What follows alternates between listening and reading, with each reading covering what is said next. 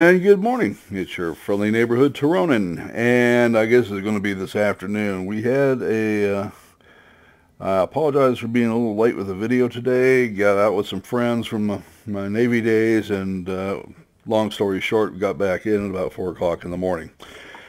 If you're wanting an apology, it ain't going to happen. You know how old, well, maybe you don't, but you get guys that you served with for uh, 40 years ago, and you get to telling old stories and one too many drinks, and Uber cried back because you had one too many drinks. And you get the story, but it's happened so rarely that I wasn't going to let anything interrupt it. Anyway, we made a lovely video, and I will tack it on after, so you're going to get a part one and a part two. Part one will be this one with actual narration. Part two, and we actually had a decent battle in it. But it was not, I managed to make sure that the microphone was turned off, so it will not have any audio with it. Yeah, nothing like, going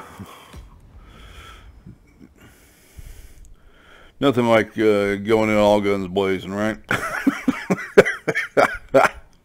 Yeah, alrighty.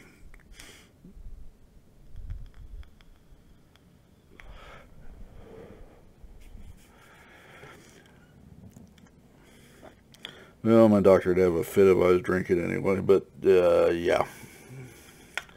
What are you going to say?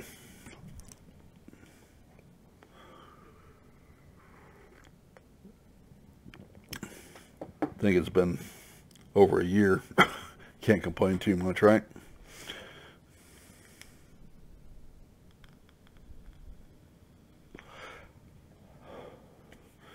All right, let's talk a little bit about the 190 Dora. This aircraft is not quite a mid-level upgrade yet, but it's fairly close. The problem with it is it has tremendous firepower with the gun upgrades, and you can get the gun upgrades by running through and making sure you keep all your modules from the 190 A-5. And so it's not hard to upgrade the guns. The aircraft, the engine upgrades are going to be critical to you. I'm going to tell you that right up front. The aircraft's not that fast, which is kind of shocking given the role that it actually performed in the war. And it's been pretty consistent with my experience with the Focke-Wulf 190. It simply hasn't got the speed that it really ought to have. Now, it has firepower. Oh, will you love the firepower on this thing. Okay, I mean, it just does. And from that standpoint, you'll fall in love with the aircraft. What it doesn't have is it has very little capability from the turning circle. You're going to get a 13-second turning circle out of it, which means you're going to want to stay high with this thing. Now, it does come with a bomb and 2 rockets, but it's a 550-pound, 250-kilogram bomb.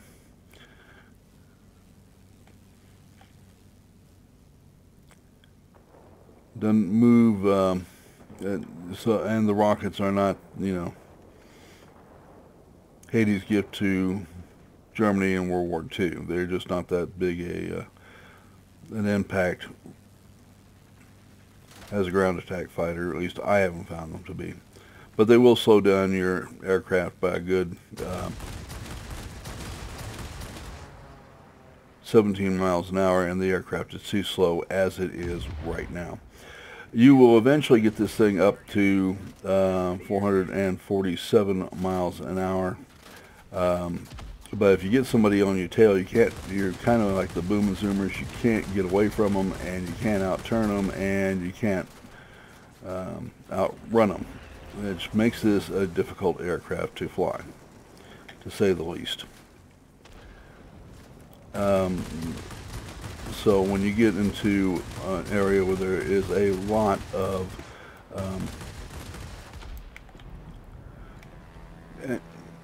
fighter opposition, well, you just saw it, right? And so this is not the easiest aircraft to fly. I suspect when you get the last engine upgrade, you get the airframe upgrade, it dives better and it is faster. That will change somewhat. And I will tell you, you have every right to fear every P-51 and Spitfire and Yak and anything else with a 10-second turn speed to it. And it's just the way it is. And I think you'll find it that way all the way through.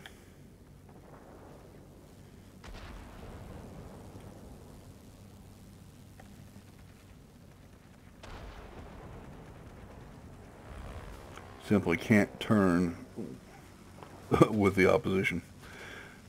And that makes it kind of difficult. It's the problem I've had with the series throughout.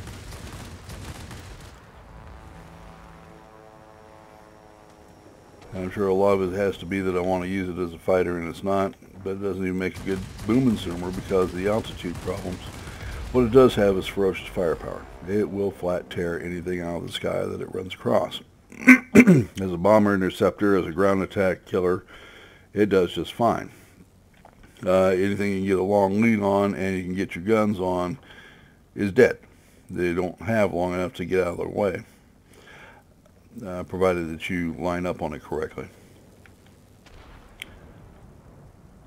You can be more than a decent threat to boom and zoomers if you catch them. It is catching them, however, that will be the issue.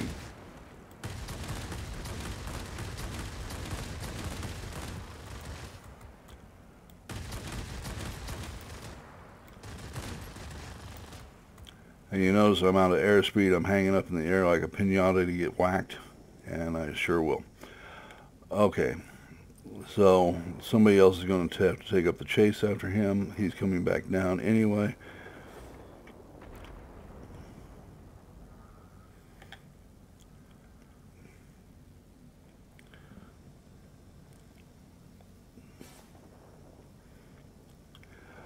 So I find it an aircraft in a lot of ways is searching for a role. And I wish it didn't, because it doesn't match very well with the aircraft historically. It was not a ground attack aircraft. And they may have used it occasionally with a bomb or a pair of rockets or something on it, but I doubt it. They didn't have enough of these to be doing that. Anything that doesn't turn very well, it's your meat. Unfortunately, you're not going to find a lot of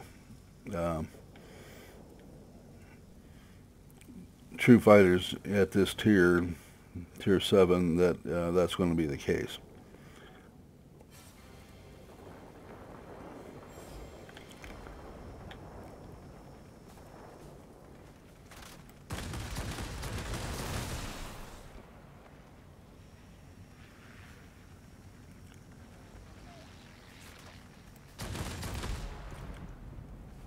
Needless to say, nor is it an aircraft that you particularly want to get your,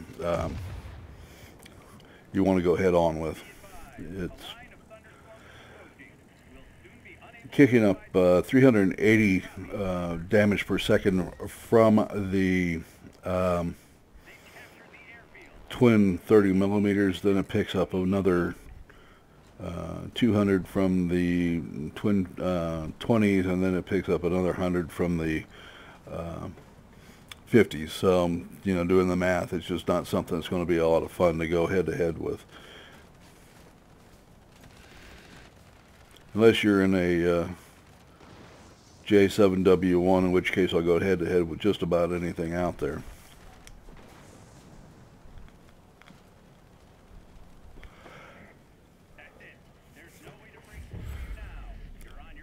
Alright, so let's see, we're still contending. I am going to try to run over here to the mining base and see if I can help support our fighters over there. Me tussling over an airfield with not a lot of maneuverability doesn't seem to make a lot of sense to me. Unless I can catch some.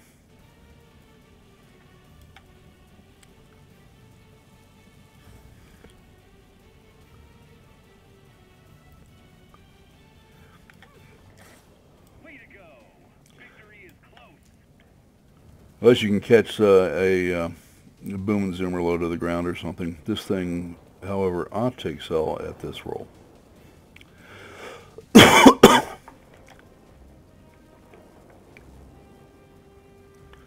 We have a 265. He got a lot of stinger in his tail.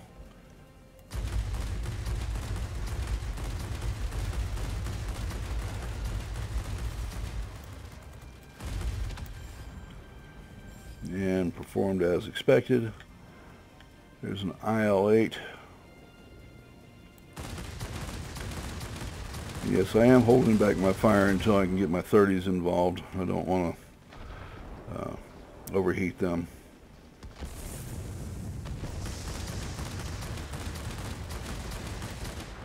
And we'll just fly on past and give him a minimal target.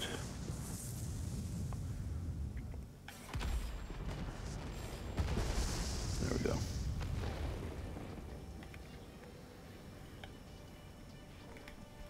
So it does very well at that roll.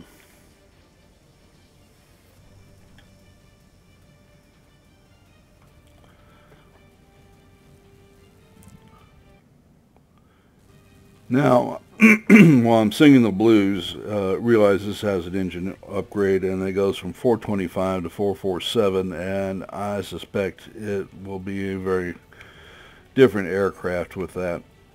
And so I'm very much looking forward to the review of that.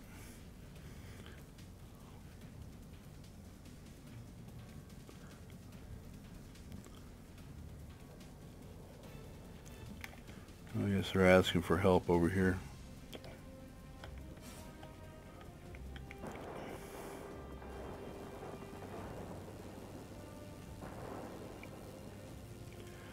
And the P-38 is kind of your meat here. I love the P-38 historically, but in the game, it just kind of dog chow to the Dora. Now, he was going to scissor with his boom and zoom buddy, but now he hasn't got his buddy anymore.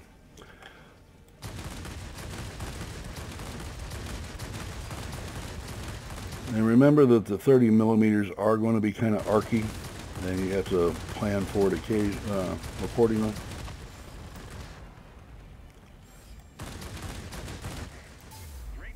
And there we go. All right, so, well, this is far better than the other video, so I guess we won't be showing the other video. It gives you a good idea of what this aircraft was. Let's talk about the history of this aircraft a little bit.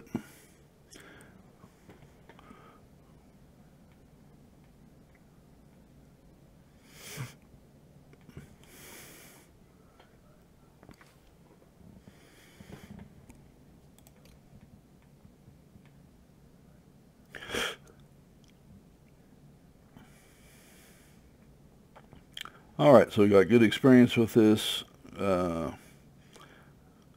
decent silver, personal score, we killed 8, assisted with 4, and helped capture 2 sectors. Team score came up as number 1. What a shocker. So obviously you can have some success with this. It's how you apply the aircraft.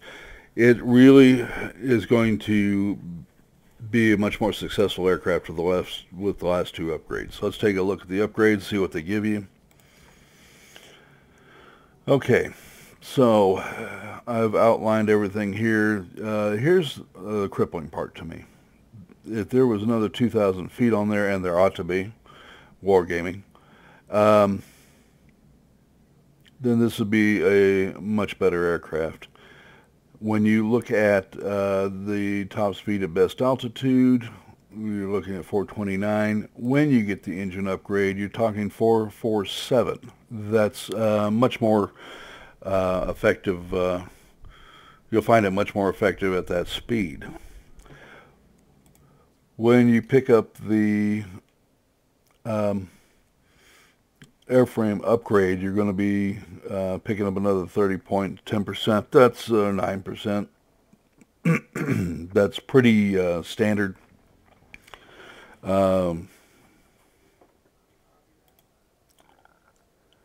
And here's the, you can see it, yeah. So you're at 460, 650, 652, somewhere around there, 642 in firepower. That's a lot of firepower. Here's where the aircraft falls down. 13-second turn time. I doubt very seriously that this aircraft had a 13-second turn time. I may be wrong. I haven't seen the exact performance numbers. Excuse me. But you will find that it is the Allied pilots found the thing quite formidable and quite the equal of the latest Allied fighters it was fighting against. Oh, Lord. Okay.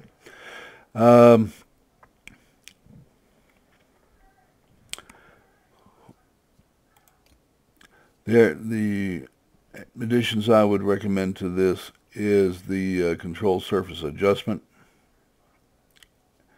and aircraft polish. Try to get a little more turn out of it. Try to get a little more speed out of it. And I would give serious thought to engine tuning 3. All right. Maybe a lightweight airframe. That's going to be more of a personal choice. You're trying to turn a elephant into a mouse with the changes. So you may have to play with it some.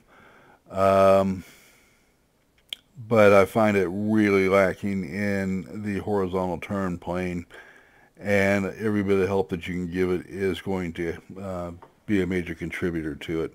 Speed is, however, the thing I find most lacking in it right now. Again, we will be doing another video on this with the final 2 upgrades, and I'll give you a better opinion of it. It's a fine aircraft used correctly. It's just difficult because it doesn't have enough weaponry ordnance to really contribute to the ground attack. It doesn't turn well enough to be anywhere near fighters. It doesn't have the altitude to contest with the boom and zoomers. That's a tough spot. Okay. But you do, this is the gateway to both the BV and the later upgrades, which are pretty darn nice. We'll take a look at the top, at the tech tree on this, and you see you get the TA-152, 183, and the 252. All right, you also get the BV-210, 212, and 215. So you're going to have to spend some time on this fighter if you want to go up the German line. It has its place. It can definitely deal with boom and zoomers. It can definitely deal with anything as long as you don't try to get up too much altitude. So you kind of have to play that middle role. You're going to have to be somewhat reliant on your single engine fighters, true fighters, actually holding the gap for you. And there it is. What I would suggest to World of Warplanes is this is a line that I would split. The Focke-Wulf fighter variants were extremely formidable. and at one point they literally chased Spitfires out of Europe. They had to stay within their own airspace until they got the Spitfire 9 out. That says a lot for the aircraft. Okay. And in this case, what happened with this is if you look at former versions of the 190, you'll notice they are much shorter. They had a radial engine. This one has what's called a Junker UMO 213 engine in it. Quite a bit of horsepower to it. This isn't a radial engine. This is a circular radiator. The thing was capable of getting up to very high altitude. Didn't perform well at high altitude as they wanted to because the wings were not long enough. And if you'll look at this as compared to a TA-152, you'll notice those wings are quite a bit longer and thinner. That was to deal with the thin air at the altitudes it was fighting at. So in that regard, they may be somewhat correct.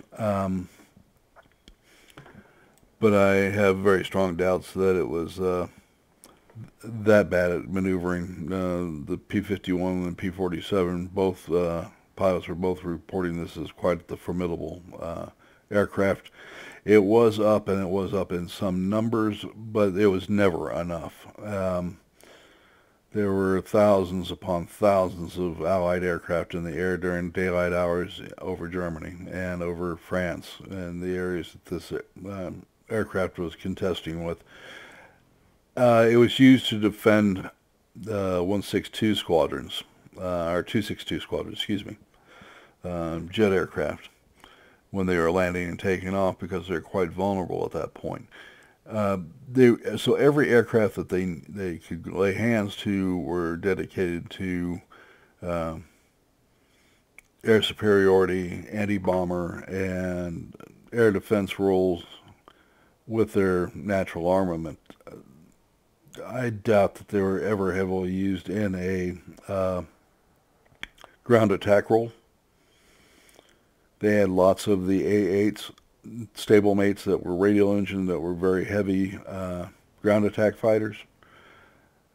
And so I understand they want to have a multi-role, but this aircraft doesn't fit.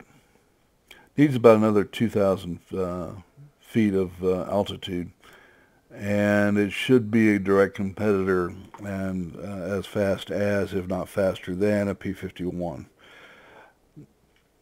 My understanding was they were very comparable in performance. Let's talk about the history of the aircraft. What they did was they took the Focke-Wulf 190 aircraft, they stretched the airframe by a good bit and completely redesigned the aircraft, more or less. This is a very long, very powerful engine in it. We talked about the circular radiator. They put 30s, 20s, and 50s in it. What they got was a much more streamlined aircraft, very quick, very capable of dealing at high altitude. As represented here in the World of Warplanes, it doesn't represent that very well. And this is a game that's still in transition as they build up the game. You expect a lot of changes over 2018, and I expect that this may be one of the things that they address either this year or next year. Right now, it's what you got, so we're going to all have to deal with it, and so be it. It's not like it doesn't have a role, and it's not like it can't fight. You're just going to have to be a little judicious in how you get involved in it. All right, that will wrap this one up for today. I want to thank you for watching. I do... I'm sorry it's late, but there's a good reason. I don't get to see my Navy buddies very often. All right, my friends, you have a good one. Remember to like the video and subscribe. We desperately need subscribers, and we'll see you tomorrow.